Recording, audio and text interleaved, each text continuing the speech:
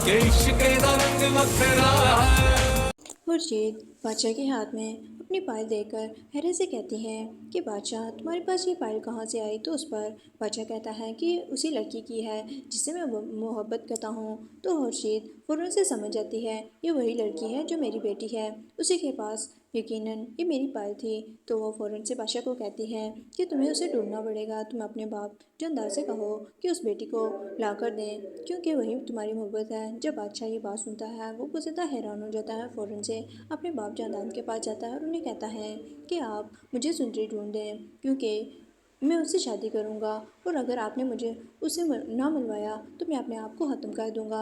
जब जानदार अपने बेटे की ये बात सुनता है वो बहुत ज़्यादा परेशान हो जाता है और फिर वो फ़ौरन गुलाम के क्वार्टर जाता है। वो गुलाम से कहता है कि सुंदरी को मैं महल लेने के लिए आया हूँ। तो गुलाम कहता है कि अगर बादशाह ने इसे देख लिया तो वो कभी इसे वापस नहीं भेजेगा, इसलिए आप इसे यहाँ रहने दें। तो जानदार गुलाम को वो ज़्यादा डांटता है और कहता है कि सुंदरी मेरे साथ जाएगी, क्योंकि ये खुर्शीद की बेटी है और मैं इसे मिलवाने के लिए जा रहा हूँ। तो उस पर गुलाम के ज़्यादा असरार करने के बावजूद जानदार उसे अपनी हवेली ले आता है। वहाँ पर जब खुर्शीद सुंदरी से मिलती है वो बहुत ज़्यादा खुश हो जाती है।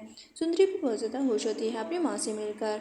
और फिर बादशाह भी वहाँ आ जाता है। बादशाह अपने बाप जानदार से कहता है कि मैं सुंदरी से फ़ौरन शादी करना चाहता हूँ। तो उसका बाप मान जाता है, ठीक है तुम शादी कर लो। लेकिन सुंदरी नहीं मानती और कहती है कि मैं गुलाम को पसंद करती हूँ और उससे से शादी करूँगी। लेकिन जानदार अपनी बेटी की खुशी के लिए फ़ौरन से तैयारियाँ शुरू कर देते हैं और सुंदरी कहती है कि मैं और सिर्फ गुलाम से शादी करूँगी। लेकिन सुंदरी की कोई भी बात नहीं मानता। सब बादशाह की बात को सुन रहे होते हैं और दूसरी तरफ गुलाम भी बहुत ज़्यादा परेशान होता है, क्योंकि उसे ये मालूम नहीं कि बादशाह सुंदरी के साथ शादी कर रहा है।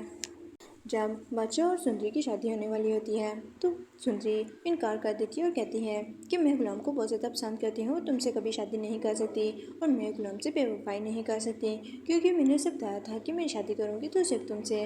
वहीं पर बादशाह को बहुत ज़्यादा गुस्सा आ जाता है, फ़ौरन से गुलाम के पास जाता है और गुलाम को बहुत ज़्यादा मारता है। गुलाम भी वहाँ खड़ा देख रहा होता है। वहीं पर जंदाद भी आ जाता है। जंदाद गुलाम को बहुत ज़्यादा डांटता और कहता है कि तुमने ये क्या कर दिया। तो उस पर बादशाह गुलाम से कहता है कि तुम्हें मालूम था